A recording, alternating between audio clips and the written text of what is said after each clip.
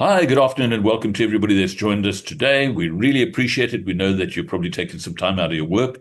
Hopefully, you got your sandwiches and your tea and coffee on your desk. And while we go through this presentation, we're going to cover as much of the information as possible. However, where we can't cover it, what we do is we'll provide you with documented reading matter, research matter, and so forth. So let me start off by asking Penny to introduce herself. Hi, everybody. I'm Penny, and I am Ken's wife and also partner with regards to Intra, co-founder of Intra some 13 odd years ago. I'm more on the finance side of the business and the accreditation side of the business. I'm also very much involved with the e-learning platform. So looking forward to being of service to you and helping to support your business going forward. Great. Then I'm going to ask Natalie to introduce herself. Hi everyone, I'm Natalie. I am the CRM manager, so I'm usually here to help you with any questions, any admin that you need done. So my focus is marketing and sales, and it's great to have you with us today. Awesome. And from the surname, you can see that Natalie is my daughter. So it's a family business. Then we've got John Bailey Brown. Hello, John. Trust you. When I say trust you well, I trust you're getting much, much better. Would you like to quickly introduce yourself? John's one of our licensees. Been around since No Park the Ark. I'm so busy at the moment, I don't know whether I'm coming or going. I'm working the whole of next 6-7 days for Transnet, doing training with them. And things are picking up here on the West Coast, believe it or not. It's not the sleepy West Coast anymore. So things are looking good at the moment. Yeah. John, thanks for joining us. John has helped enormously when it comes to the writing of certain training courses. And then lastly, I'm going to ask Jerome to introduce himself. Jerome is, I think, our longest standing licensee. I think so, yes, definitely. Jerome, would you like to just quickly introduce yourself all the way from Angola? Hi, good morning, everybody. Yeah, Jerome Jacobs from Cape Town, but working in Angola at the moment. Been with Ken and Penny for a very, very long time, yes. And we've gone through the pitfalls of whatever is being created at the moment, unnecessarily. But anyway, I suppose it's part of the bigger evil that we have to deal with. And yeah, we look forward to what you have to share with us. Fantastic, Jerome. Thank you so much. Okay, I just want to go back to the screen. Can somebody confirm that you can see the welcome screen? Yes. Okay. Yes. Fantastic. Let's get straight into it. So what I want to do is I want to tell you who we are, where we come from, what our background is, and so forth. But before we start the presentation, I just want to mention to you that I'm not a lawyer. It's very, very important. I've got a background in law enforcement, but not actually legislation as we understand it, law as we understand it from a prosecutorial process point of view. Natalie, can you introduce yourself quickly?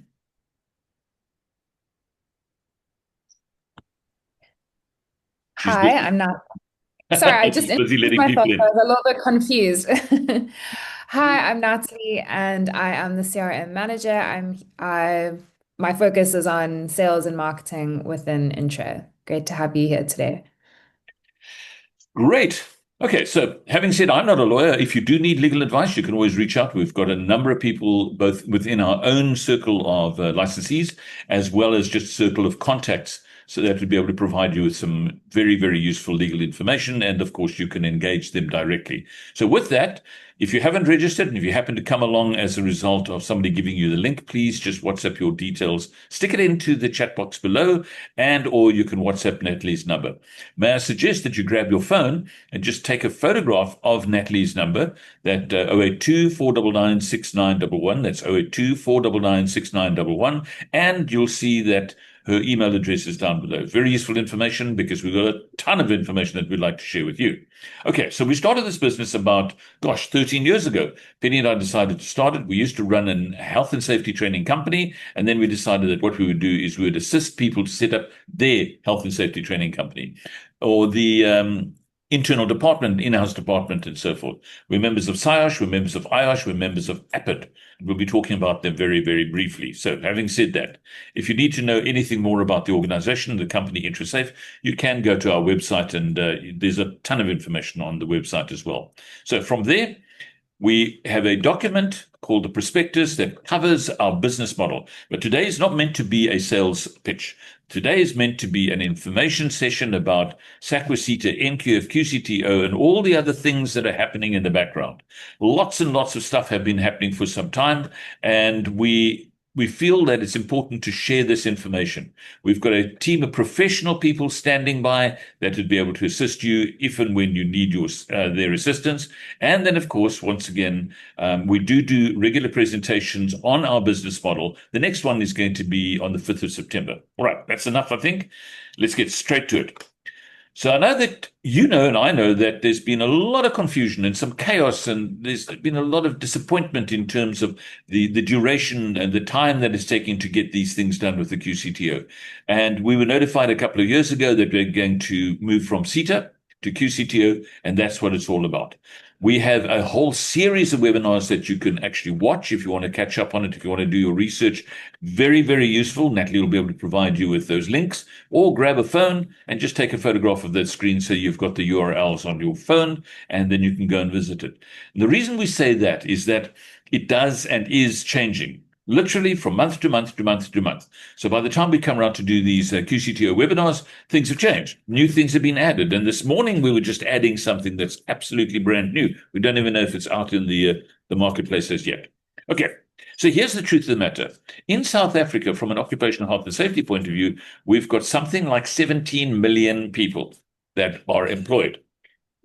Now, this is not just true of health and safety. This is 17 million people that are employed, and they need to be trained. And that's where SAQA and SETA and Department of Higher Education and so forth come into the picture.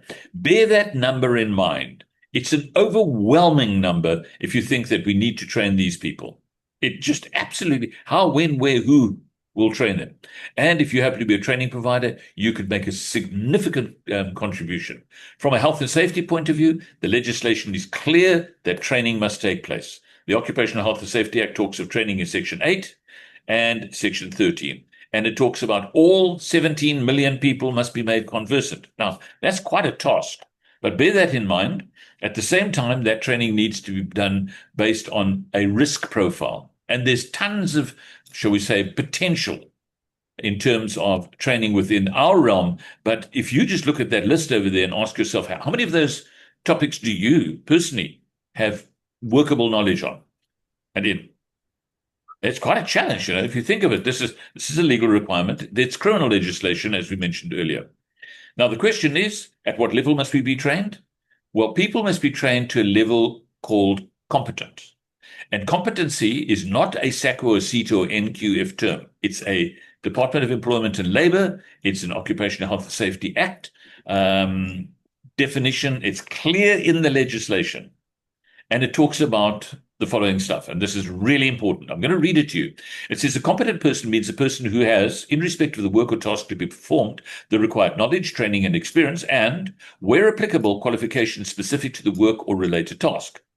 Now, have a look at the words in italics. It says, provided that, where appropriate qualifications and training are registered in terms of the NQF Act, those qualifications and that training must be regarded as the required qualifications and training. And secondly, that person, the competent person, needs to be familiar with the Act and the applicable regulations made under the Act. So that's what the legislation says. Now, remember, this is criminal legislation. And if you look on the right-hand side there, you'll see a column that says GSR, driven machinery, construction regulations. Those are some of the regulations where competency is required. So having said that, we also know that the Department of Employment and Labor are considering changing that definition. Now, that's interesting, because in the draft construction regulations, they're out for comment at the moment. They've taken out the reference to the NQF Act. The section in yellow, registered in terms of the NQF Act, that's gone out of the draft. Whether it'll come back, we don't know. We'll see what the legislators do when they put it in. And on the right-hand side, once again, you're going to see a list of other regulations. These are regulations that are in the Act. Now, why do I mention this and why am I so emphatic about it? Is that these training programs have to be accredited. Well, there's a detail, and I will provide you with more information on that. Now, the Department of Employment and Labour have also issued a document as to what competency is. And if you're in the health and safety training world, you'll find this fascinating. If you just generally in the training world, this is important.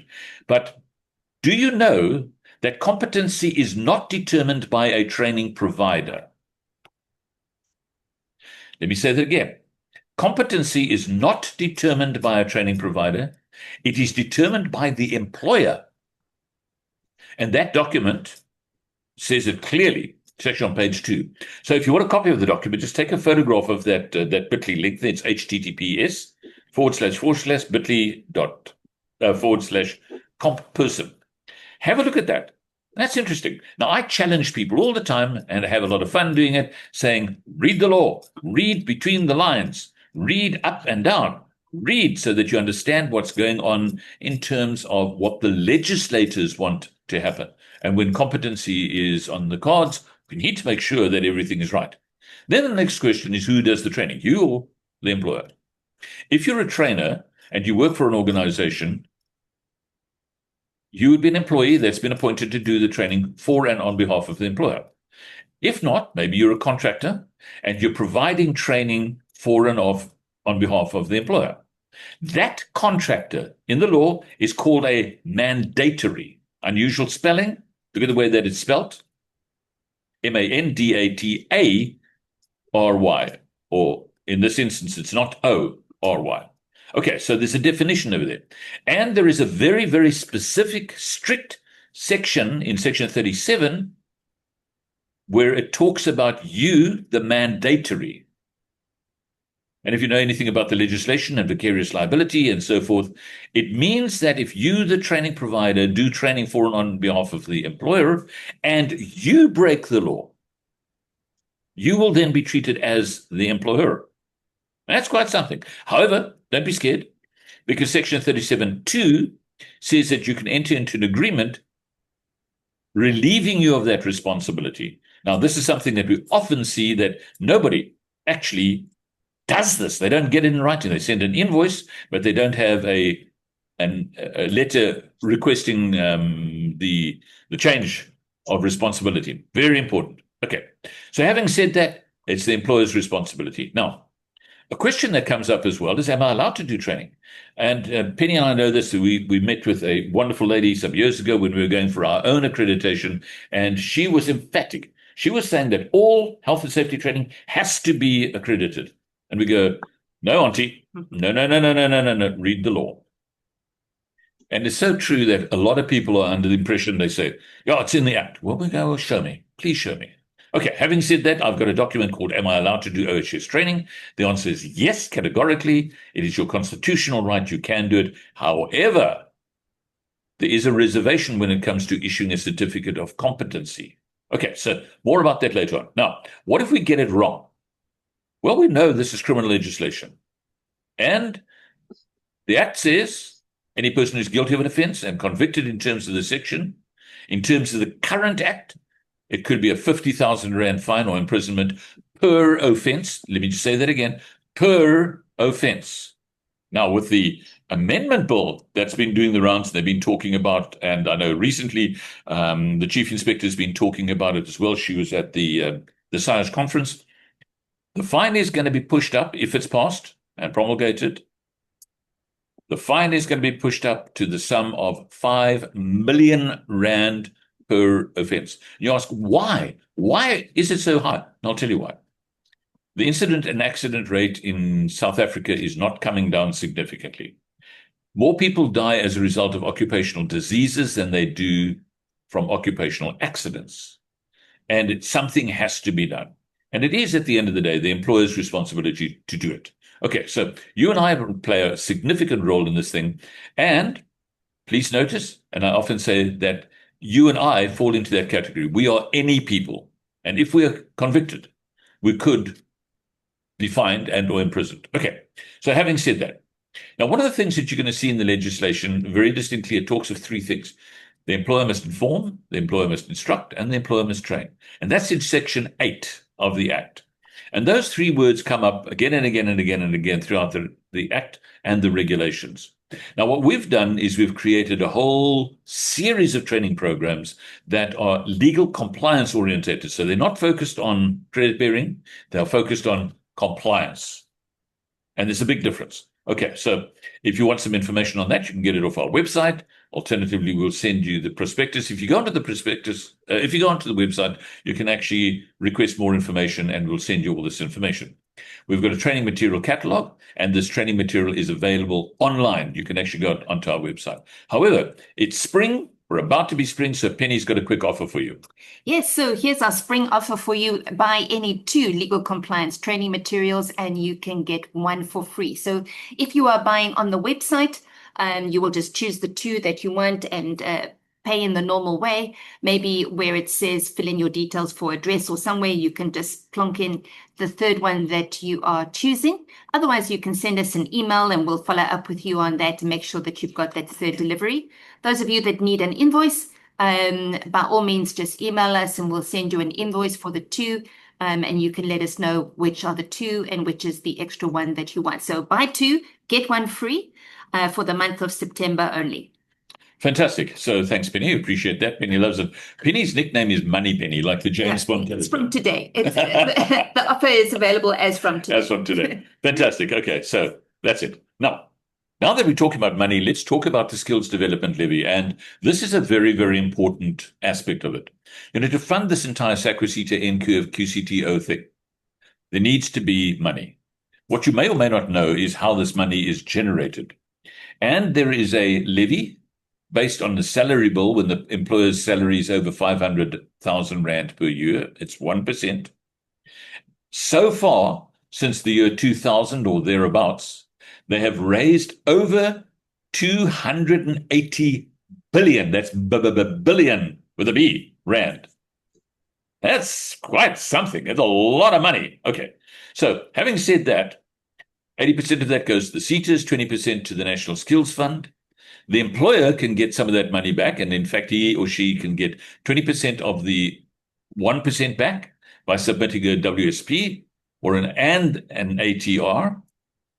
Then, of course, they can claim that via their grants. And these are important things because if you represent an employer, whether directly as an employee or a mandatory, they need to know that because if there's money to be clawed back, do it. And obviously, there's a little bit of work involved to get that money back. But wow, why not? Okay, what is sad, unfortunately, is that there's no funding for private skills development providers. SDPs, skills development providers, get nothing of that 280 billion Rand. So if we look at the structure that's out there, there's the Department of Higher Education. They have created some 15, 20 years ago an act, the SAQA organization, South African Qualifications Authority. Under SAQA, we have SETAs and QCTOs and TVETs and Council for Higher Education and Umalusi. And you can see SETAs, there's 21, 1 QCTO, 50 TVETs, they like trade schools and colleges. Then underneath them, we have an unknown amount of skills development providers. When I say unknown, wow, we don't know. There must be a record of it somewhere. We've been trying for years now to get it. But having said that, this is what happens, that the people at the top or the organizations at the top get all the money.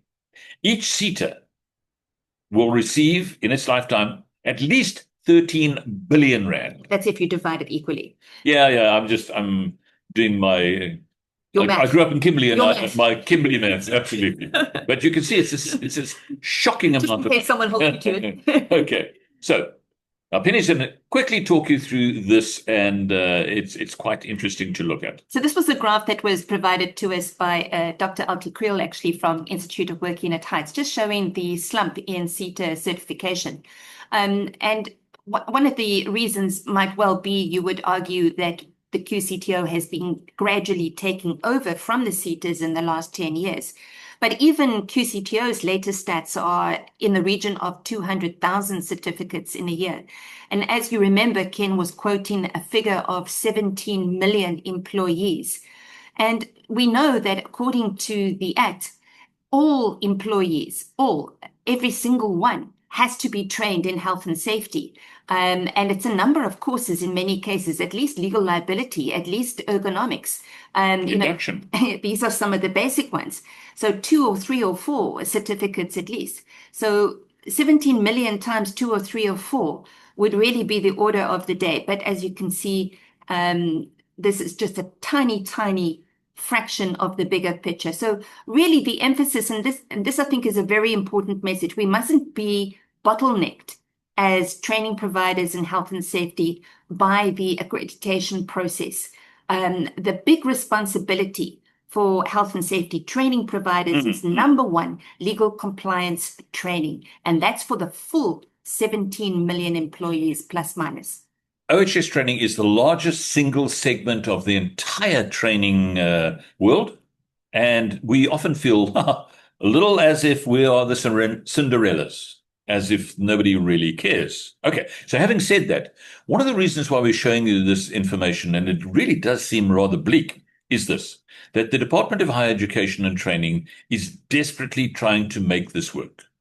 And you and I, as providers and or players or stakeholders in this game, we can make a significant difference to what's happening in South Africa from an educational point of view or a training point of view. So we're going to invite you to come on board. Now, there are a couple of things that you do need to know, and I call them myth information, not misinformation. One of which, as I mentioned already, this lady was saying that employers have to use accredited providers, and that's not true. Not true at all. Because if you look at that government gazette, you will see it says there the belief that employers can only claim their levies back when making use of accredited providers is not entirely correct. So that's false, or partially right or wrong, but confusing, isn't it? Okay, then we often hear that employers want accreditation so that they can claim their BBBEE scorecard points. Once again, not true. There are no BBBEE points for mandatory training. And I have this discussion with people all the time. They go, the reason we want accreditation is that we can get our BBBEE points. And I go, how? If you look at that government gazette, it says you can't. So interesting how these myths have kind of crept into the world of training. And this is not just applicable to occupational health and safety, but mandatory training, that no points whatsoever. Okay, so having said that, so what's the solution? I believe that the solution for now is focus on legal compliance while getting ready for the QCTO accreditation process. And Penny's going to deal with some of the changes that took place back in June 2023. So we all know that the unit standards, some 11,000 of them were supposed to expire, if you like, at the end of June 23, and then the teach-out period by the end of June 24, due to the fact that the QCTO was definitely not ready to replace even a fraction of these. There was no choice but to extend a lot of the regulatory unit standards until the end of June 2026. But as we all know, we're sitting now in September of 2025, and June 2026 is not so far away. It's about 9 months. And if you consider that an accreditation timescale is about 6 months on average, if you haven't yet started the process of QCTO accreditation, now definitely would be a very, very good time to get started. And there's a lot of words, etc., floating around and often get misused. I think it's important as training providers to know these words and to know the difference between these words. Ken, I'm not sure if you want to come in here. Yeah, it's quite sad. Unfortunately, over the years, we've come across people saying, I want training material that's accredited. Well, you can't get accredited training material. I'm sorry. You can only be accredited if you're a PTY limited. And we hear people saying, I need an accredited trainer. Well, what you really need to say is, I need a competent trainer or a compliant trainer or an aligned, but a trainer cannot be accredited. And you'll see those words. It's the training company that's accredited. It's not the individual person. Correct. Yeah. How many of you know that Section 18 talks about there must be agreement on the training of health and safety reps? Now, remember we mentioned this criminal legislation. I hate chasing people with the law or wanting to beat them over the head with the law, but it is law. And Section 18 says that the training, the health and safety rep training, or people call it she-rep training, which is a misnomer, that she-rep training has to be agreed upon. Okay, so more of that later on, and there's documented research material that you can have a look at. So the QCTO codes were given to the SETAs working in partnership with the QCTO just to help capacitate the development of the replacement codes for the unit standards. And in particular, we are dealing mostly in the short course industry for health and safety. That's really where our focus is. So we are particularly looking at the skills programs that are less than 8 credits. And QCTO a couple of years ago actually issued a letter signed by the CEO of the QCTO that they were not going to be interested in any skills programs under 8 credits. And I think this is where the confusion started. And this is where the catch-up scenario has really become emphasized, because this ball was eventually firmly placed back as a responsibility of the QCTO, and then they had to play catch-up. And we know that that catch-up is going to take the next couple of years to get anywhere close. Once again, grab your phone, just take a photograph of that screen, because that QCTO URL at the bottom there is particularly useful, because you can go onto that and you can actually see what is and has been extended. Really, really important, but more importantly, what's coming and whether it's coming. Yeah, and what was very useful is, like, I know with the INTRA licensees, most 99% of all INTRA licensees did get their SETA accreditations and extensions of scope, et cetera, et cetera. And for many of them, those accreditations were valid until 2027 or 2028. And it's been very helpful during this transitional period that they've been able to continue training, making use of those accreditations. And if ever you need to partner with somebody that has those accreditations for a big client contract, please don't hesitate to get in touch with us. We often pass those queries on to our INTRA licensees. So at this stage, we find that we're in a bit of a pickle. And the pickle comes as a result of the fact that the coordination of the transition from the SETA to the QCTO has not gone smoothly. But in the meantime, if you're in the health and safety world, remember the employer must comply. It's not optional, and they have to get and have proof of training. So there are other qualifications that are available from the QCTO. And if you go onto their website, if you look at the bottom there, the full and part qualifications, you can see what is available. Now, those are qualifications. The term or the name QCTO is the Quality Council for Trades and Occupations. So somebody that is, for instance, it doesn't matter what the profession is, they are full-time. That's what they're going to be doing. It's a trade or occupation. This could be a diploma, it could be a certificate, it could be a university degree, and you can obviously, there's a way of building up to that degree or that qualification. But what you do need to know again is that, for instance, let me just go back to a health and safety rep. It's not a trade and it's not an occupation. Absolutely. And we are constantly looking at the skills, the new skills programs on the QCTO website every single day, looking for the new short 8 credits, 5 credits, 6 credit skills programs to be published. And that's where you can keep up to date. That you will see then when they are published that they will have a downloadable curriculum and supporting document. And then the training material has to be aligned specifically to that curriculum. So if you go onto the QCTO website, then you just go under skills programs, and then you'll be able to track and see. There's also a very nice, helpful sort facility on that, so you can sort under credits. Yeah, search and sort is wonderful. And as you can see, that young guy is about to fall asleep.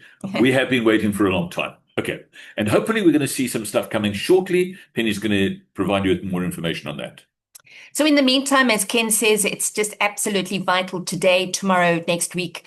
We have to focus on legal compliance training. And really the basis of that training answers the law's requirements: inform, instruct, and train. So information sessions, toolbox talks, etc., kind of fall within stratas 1 and 2. And then your 1-day, 2-day, or 3-day training courses, your legal compliance training courses, such as the 25 that INTRA offers. Those are incredibly important to make sure that employees are trained. And then really the nice to have in the career path is where we have accredited training for skills programs and part and full qualifications from the QCTO. And this is really the area that we're waiting for at the moment, and we are keenly awaiting so that as many of our licensees as possible can get their QCTO accreditation in place. Penny, if I can just jump in over here. We have a pretty open channel with the HWCTA and with the QCTO, and Penny's been very successful in talking to the people behind the scenes from the quality development of quality material. So really, hats off to you, Penny. Okay, so I want to find out if Gordon is with us, Dr. Gordon Rolls. Gordon, I haven't seen you online yet. Maybe you could just let us know if you are here. But in the meantime, I'm sure you know that recently there's been a lot of information with regards SETA, SAQA, NQF, and things like that, and in particular around the SETAs. Now, that information has come as a result of, I would say, the slowness of the QCTO actually getting their act together. And there was a show called the Devi Show, and Dr. Rolls was on the Devi Show. We invited him to join us today. I'm not sure where he is. If you are here, Dr. Gordon, just let us know. But in the meantime, we also know that there are a number of other media houses that have been looking specifically at the whole SAQA SETA thing. In particular, the organization called APID. APID is the Association of Private Providers of Education and Training and Development. The CEO is a lady by the name of Dr. Shirley Lloyd, and Penny's going to tell you a bit more about this. Yes, so APID is not just for health and safety trainers, but they represent all training providers, and they really offer some excellent services. And Dr. Shirley Lloyd, I think the whole board was absolutely incensed after the Devi Show article, and really felt that it painted professional training providers in a very poor light. And she promised to take this up with the NSA board, National Skills Association board, of which she's a member, on the 7th of August. We're waiting for feedback from that. And they were certainly going to follow up with official letters, etc., to the minister on the behalf of skills development providers. There are some rumors that, the function of skills development providers, the small skills development providers, is being pushed out and pushed to one side. But I think that there is such a massive need for quality training in South Africa that you definitely need every single professional training provider to be available. Ken's been chatting to OTA. Maybe Ken can come in here. I'm sure you're all familiar with this organization, OTA. They were the ones that were very involved with SANRAIL and the de-establishment of the tolls. The CEO is a man by the name of Wayne Duvenage, I think is how he pronounces it. And he's been very involved directly with the Department of Higher Education and so forth. Then, of course, we've also had the Institute of Working at Heights, because they have been really, I don't know if you know this, but falling on the construction site is the number one killer of people in the country. But unfortunately, while we have SETA unit standards, there are no new SETA accredited working at heights providers. So everybody, including the Institute and Dr. Alti Kriel, were waiting for the QCTO to write curricula for working at heights. Shame. And the Institute of Working at Heights, to give them due kudos, had developed all the necessary skills programs, etc., years ago, and they've been in constant communication with the QCTO. But as it has turned out and ended up, because there is just such a dramatic need for skilled and certified trainers in this very specific area, they have now adopted an interim methodology, if you like, certification methodology process, and we'll come back to that in a moment. Okay, you probably also noticed that the Department of Higher Education and Training have had a change in management from a ministerial point of view. Dr. Bladen Zamandi is out, and Minister Buti Manamela is in. He is, in my opinion, a real hopeful, and I'm hoping that he will really make a massive change in terms of higher education and, of course, all the other organizations that fall under Department of Higher Education. The Deputy Minister is Dr. Bimbi Godwe, and she is absolutely, if you watch anything online, she is a really sterling individual. She's part of the opposition, and hopefully between the two of them, they'll be able to sort out a lot of the issues there. So good news there. Yes, and we know that there's not a lot of negativity about the SETAs, and I think 1/3 of the SETAs are under some kind of admin or investigation or whatever, but I think the purpose of this information session is always to look for the positives and look for the way forward. And I think one of the positives was that the QCTO launched a capacity building workshop series that they've been doing. And we've actually, for our internal Google Drive Accredited kit for our licensees, we've actually included the 5 PowerPoints from day 1 and the 5 PowerPoints from day 2. And I've had a brief look at them. I need to go into them in a lot more detail, but they really do cover all the details about the accreditation process, quality assurance process, certification process, etc. So if you are available to attend one of these in your area, please scan the QR code that you see on your screen and make an absolute point of being there. Prepare your questions in advance for the question and answer session so that you can make a positive impact on the session, and take advantage of these sessions while they are being presented. We have been in communication with the QCTO just to say that as great as this is, it's only available to those that already have QCTO accreditation. And of course, we have a huge amount that are still waiting to get onto the QCTO accreditation ladder, and ask them please to have an online version available for everybody going forward. So we're waiting to have feedback for you for that. So grab your phone and just open your camera, focus it on, when I say focus, just point it to the QR code, and you'll see that a hyperlink pops up on your phone's screen.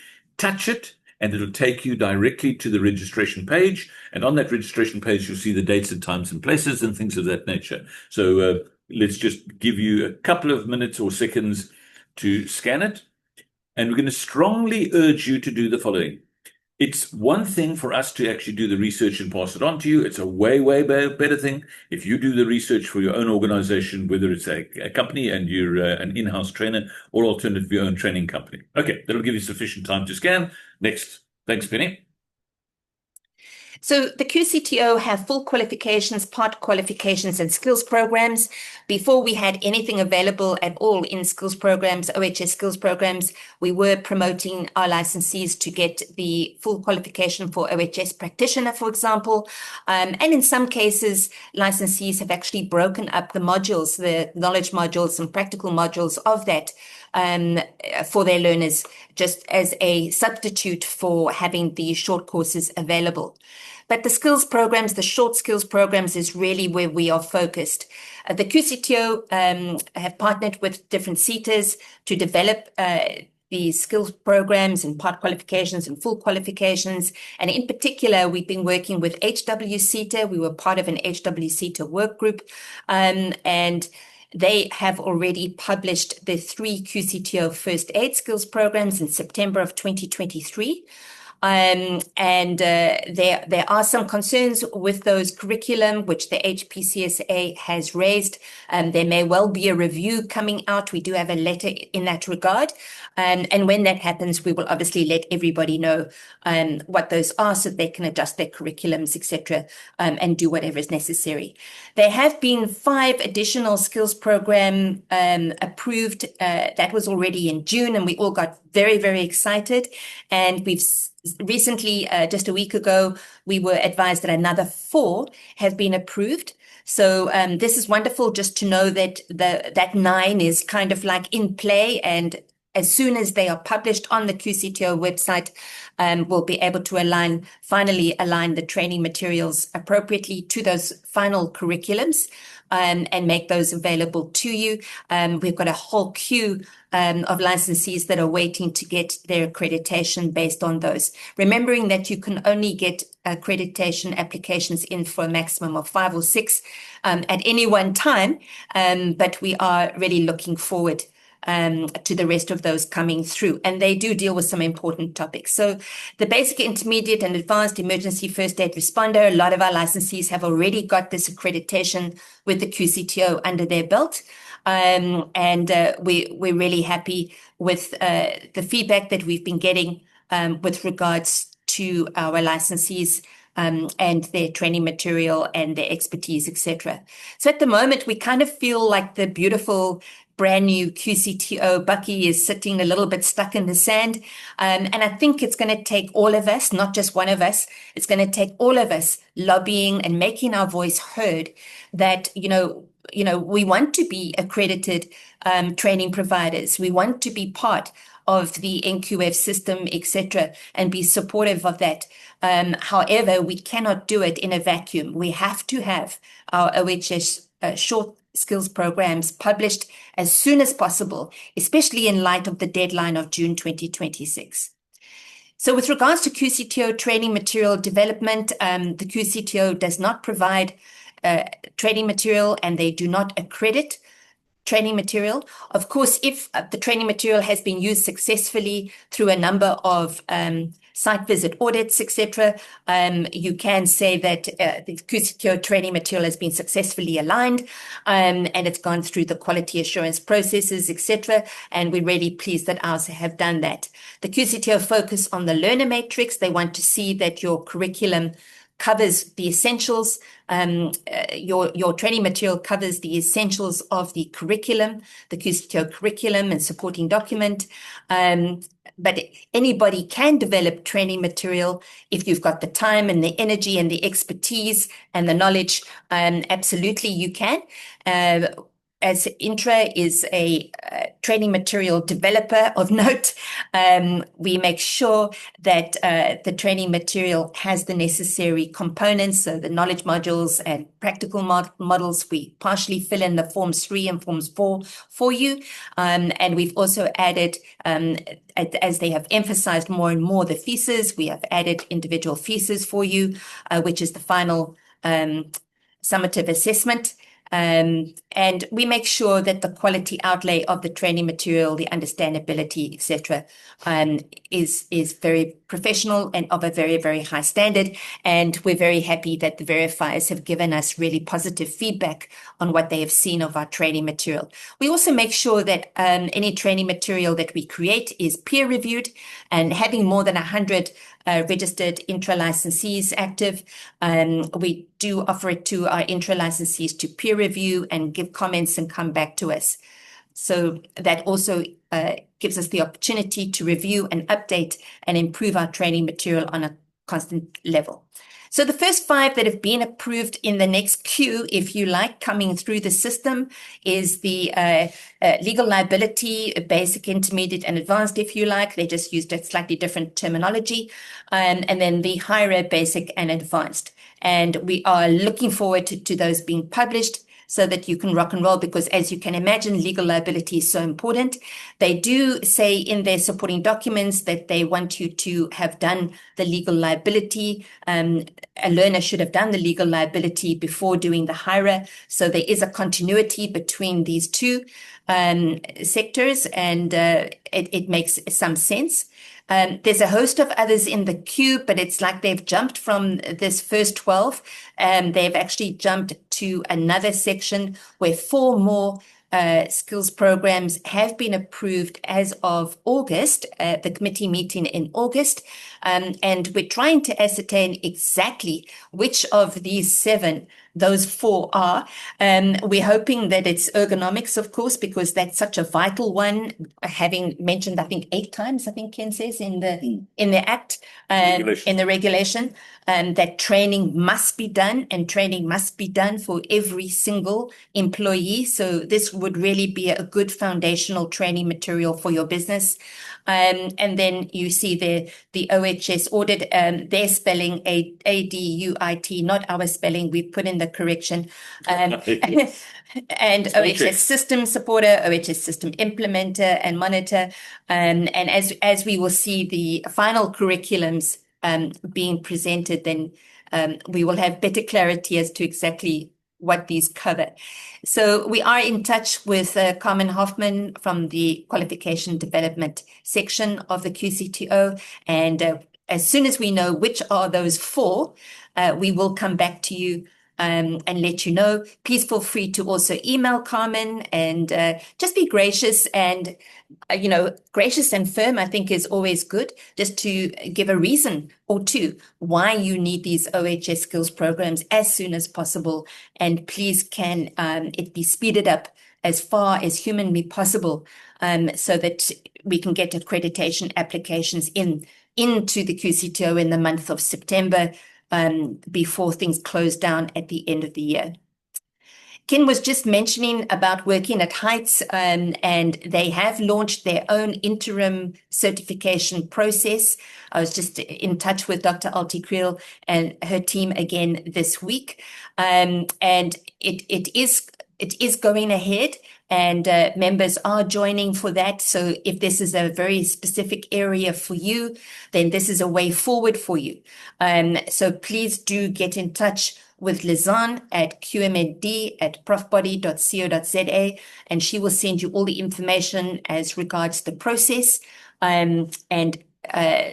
We don't have much time to get into all the detail of that now. We have included it in our Intra-Accredited Google Drive 4, all the different ins and outs of that particular process. They do partner with ASDSA to quality control training providers at the beginning of this process to make sure that your facilitator, assessor, etc. qualifications are in place. And then they promote you forward to the Institute of Working at Heights. Anyway, but there's quite a lot of detail in with that process. LG SETA at last had their workshop. This is the good news, to scope out for the skills programs in fire. And we've included a copy of that video for our accredited on Google Drive 4 for our licensees, so that you can go through that in some detail. For those of you that would like more information about that process, who would like to be part of that development team, please do get hold of Sibulele at that email address that you see there. And also just plead your case as to why this is such an important OHS skills program and needs to be made available as soon as possible. We worry, of course, that if they're only starting now, we might only see this skills program in a year's time. But in the meantime, just remember that as part of the intra-legal compliance training materials, we do have an outstanding fire track, we call it, and you can definitely make use of that in the meantime. As we reported last month, the QCTO Dangerous Goods Skills programs were published. So if that is an area of interest for you, those are available already from the website. And there were some 53 additional mining skills programs that were added. So the mining sector, the MQA have really upped their game to make sure that they are well represented on the QCTO websites. Also, we have seen that with forestry, with machinery, occupational health and hygiene, there are quite a few skills programs, significantly more credits than 8. Yeah. It needs to be said. But if those are areas that interest you, please go onto the website and select those that are important for you. As you know, the QCTO tariffs are still suspended, which is the good news. So it doesn't cost you anything to apply for your QCTO accreditation. And as you know, the deadline for June 2026 is now some 9 months away. So really important if you consider that an average time for successful accreditation is about 6 months with the QCTO, and that's still really good, especially if you are well organized, etc., and you go through the 3 phases nice and quickly and promptly and in a well organized way. But it still could be even longer if there are certain delays that happen because of batches and when the committee meets and when it doesn't meet, and so delays can crop in as well. And please note that December, January are normally no-go Exactly. zones. So Penny says 9 months. This is actually 7 months. Yeah. Yeah, that's a very, very important point. As you know, everything closes down in December. So you really want to get your applications in now in September, by the very latest end of September, so that you've got a chance of having site visits, etc. If not by the end of the year, at least in January of the new year. So act now and avoid the tsunami, because there is going to be a tsunami of note as the new OHS skills programs are published. So you really want to get on board and get organized. And we are here to help you. We've actually put together a do-it-yourself accreditation program. And this is included within our Prime license, our Prime Plus license, and our Platinum license. And it consists of a Google Drive, which has all the templates, the videos, as you've been hearing me talking about, the accredited Google Drive 4, checklists, etc. Everything is there. And then we follow that up with a monthly do-it-yourself workshop, which just goes through the main phases and signposts and makes sure that you understand exactly what to do and when to do it, etc. And the important reason why we decided to work hard on a do-it-yourself program, as opposed to just purely working through a consultant as we used to in the past, is that we very much aware that QCTO, number one, they prefer to deal with you and your company, and they don't deal with consultants. And number two, they are going to be involved with this process over the next year, 2, 3, or 4. And for every time that you need to add additional accreditations, it can become very, very costly. So the more you are able to do it yourself, and you've just got to update your certification dates on your documents, this, that, and the next thing, and you've just got it down pat. It is a repetitive process. And I must say, hats off to our licensees getting through the process successfully, left, right, and center. And this was just another one of our licensees who got their accreditation letter yesterday. And they found it a lot easier and more straightforward than they thought. And I think this is really what we wanted to accomplish, to make it an easy step-by-step process for you, that it's not a major challenge. And I must say the QCTO online submission processes, etc., are working well, and easier than the old SETA systems, etc. So we are getting a lot of success. So that is the good news about doing your accreditation with the QCTO, and very important that you get that qualification, that accreditation behind you as soon as possible, so that you can add new ones as you go forward with confidence. It's going to save you lots of time. It's going to save you lots of money. It's going to put you in control of the process. You are responsible for your own folder, if you like, and you're not part of maybe 100 or 200 folders. And it's a repetitive process. So the statement, get your ducks in a row. Well, Penny's changed that. She says, get your docs. Get your docs in a row. Get your docs in a row. It's just so worthwhile. There's a great learner guide, if you like, that's available free of charge for you to download from the QCTO. Just go onto their website and download it, print it out, bind it, take a highlighter, read it through with a nice cup of coffee, and just get to know the process for yourself so that you feel comfortable with it. Every time you read through it, you just feel a lot more comfortable.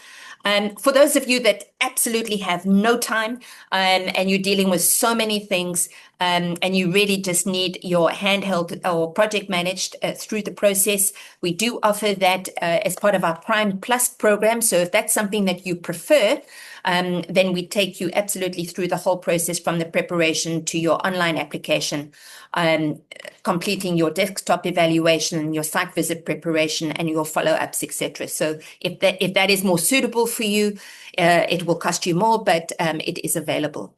So this is just an example of some of the successful site visits that we've had with our INTRA licensees. As you can see, presenting at a very, very high standard. And that's really, the quality that we want our INTRA licensees to show out there, to be head and shoulders above the competition.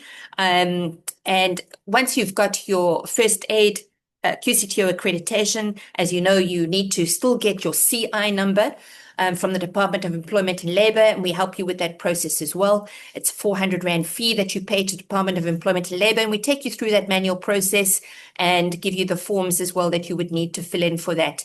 So you can also be in charge of that process, and your QCTO accreditation is normally valid for 5 years, and your DEL also valid for 5 years.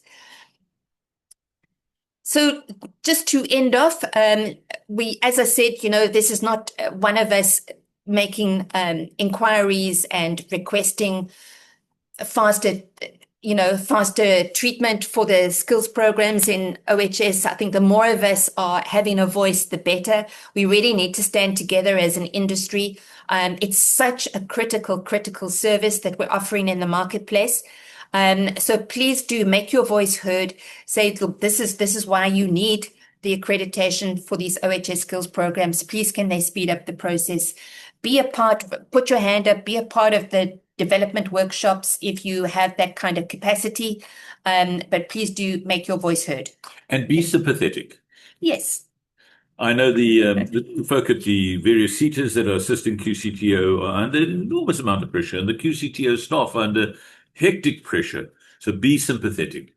We'd appreciate that. Okay, once again, you can grab a phone, take a photograph of the screen. You'll have the email addresses of Lufuno and of Dawn as well, and you can chat to them directly. Dawn has been absolutely fantastic. She really responds very well to Penny's requests and information. Now, something I want to suggest that you do, I'm sure that you are in some other way attached to either a professional body or an institute or an association or a club, and Penny's been saying it's not just one voice. And certainly we're not in a position to be able to do this for and on behalf of the industry in South Africa, but together we can. So we're saying lobby whoever. We're members of Saiosh, we're corporate members of Saiosh, and we're members of APIP. So it is something that you could do. Just lobby them, speak to them, send them emails. Certainly on the Saiosh website, you'll find that there are various platforms that you can speak to people. There's a legal forum that you can talk to people as well, and ask them to come on board. Insist, in fact, if you're a member of any one of these associations, that for your membership fee, that they get involved. It really, really is important. I do believe that we have quite a lot of positive action from some of the professional bodies, the SAQA registered professional bodies, but there are more people that should be and could be talking on behalf of the industry. Now, this is mainly for the health and safety industry, but you might find yourself in occupational hygiene or occupational health or something like that, and or other industries as well where there are professional bodies there. So having said that, I'm going to strongly urge you to do that. Get hold of your member and or membership manager and or communications manager and or public relations manager. And in the meantime, what do we say? Remember, employers have to comply. It's like saying, well, I have to have a driver's license, but I'm not going to bother just for now because they're not printing driver's licenses in South Africa. Well, I mean, it's a criminal offense. So having said that, I want to suggest to you that you look at legal compliance as an area that you could take advantage of. We have these different licenses. You can go onto our website, INTRA-SAFE, and you can request more information. And I'm going to suggest that you look at the prime license. In the meantime, focus on legal compliance. The prime license, as Penny said, includes DIY QCTO accreditation workshops for you and your team. And as Penny said, don't delay. It is really important to get up and running as quickly as possible. If you want to quote for any of these things that we've been talking about, you can get hold of Natalie on 082 499 6911. That's 082 499 6911, and she'll get back to you. Now, we're almost done. And we're watching the time very closely. It's on the hour, so we'll stop the recording in a moment, and then we're going to take questions. Just to remind everybody about the spring special, that buy two, get one free. Don't forget about that. This is valid as from today, the 29th of August, until the end of September. So please do take advantage of that. Legal compliance training materials, buy any two, get one free. We've been asking you to provide us with your information, contact details and email addresses and things like that, because there's constantly updates. And I know that Dr. Gordon Rolls has indicated that he will be back. There's an apology. So he says, I'm so sorry, can't make it. Not exactly sure what's happened, but on his behalf, I want to say, Gordon, thank you so much. We look forward to hearing from you. And he will give you an insight into what happened after the Devi show. He was on the Devi show and he was one of the guests. And if you go onto the Devi show link, you will see Dr. Rolls there. Now, for those of you that have come in late, for whatever reason, we apologize for whatever hiccup there was. And we want to say that we've recorded this. We're going to stop the recording in a moment. And then this evening, Natalie will make the URL available to you, and you can go and watch this entire thing again. So if you come in late, don't worry. We've recorded it all. So with that, I'm going to stop the recording, and I'm going to invite you to make go to your notes and obviously ask questions and so forth. So thank you for joining us. We really appreciate it. Some of you would be watching this video afterwards, after this date. We have all kinds of other events that are going to be taking place, and we'd love to involve you on it. Some of them are paid, some of them are free, and we'd love to have you involved in what we're doing. We've got a Facebook page that we want to promote, and I see Penny taking a deep breath here. So I want to say to Penny and to Natalie, thank you so much. To Deline, thank you so much. To the rest of our team that are out there, thank you for the support and encouragement that we get from you, and certainly from our existing licensees. So John Bailey Brown, thanks, John. Really appreciate that. And to Jerome, thank you for your years worth of support and encouragement. We really appreciate that. Okay, so with that, thank you very much. Let me stop the recording. Thank you, everybody. See you at the next event. Bye for now. Look forward to being of support. Right, there we go. How's it?